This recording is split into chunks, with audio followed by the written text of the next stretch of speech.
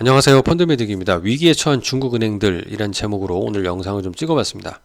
최근 제가 중국 배당주에 대한 방송을 좀 올린 게 있고, 농업은행, 강서은행, 교통은행, 공상은행, 흥업은행 등등 본토 대비 홍콩에서 사면 심지어 배당 수익률이 8% 넘는 것도 있다, 이런 말씀 좀 드리기도 했고요.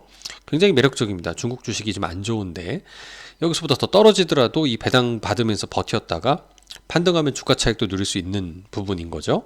그럼 이렇게 좋은 투자가 어디 있을까라고 생각을 하다가 마침 이런 악재 기사가 떴습니다. 24일 날 미국의 일부 중국은행에 대해서 글로벌 금융 시스템에서 차단하는 제재 초안 작성 중이다라고, 이유인즉슨 중국 금융기관이 러시아 전쟁을 지원하는 것을 막겠다라는 취지인 거죠.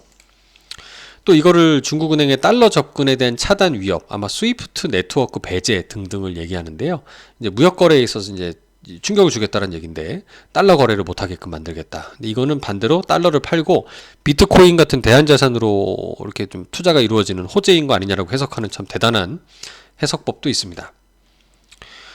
일단 쉽게는 국제은행 간 통신협회, 방금 말씀드린 스위프트 네트워크 차단이라든가, 그다음에 중앙은행이 보유한 미국 국채의 이제 동결 등등을 다루기도 하는데요.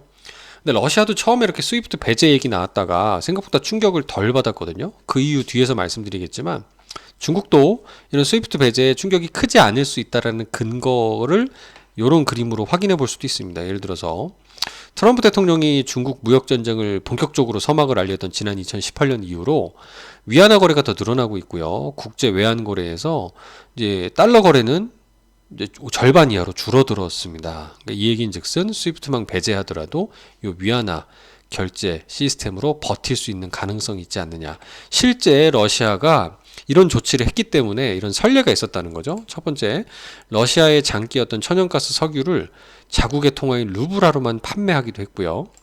달러 대신 해외 거래 시에 루블 상대교역국 통화로 사용하겠다라고 선포한 바도 있습니다.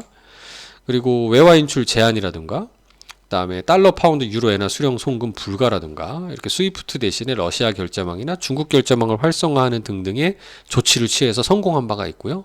기타 물류 부분에 있어서도 이제 미국과 유럽을 제외하고 중국, 인도, 브라질, 요새 브릭스가 친하게 뭉치고 있잖아요. 이런 등등의 직항 노선을 개설한다든가, 이렇게 우회하는 것들을 이제 중국 철도와 협업한다든가 등등이었죠.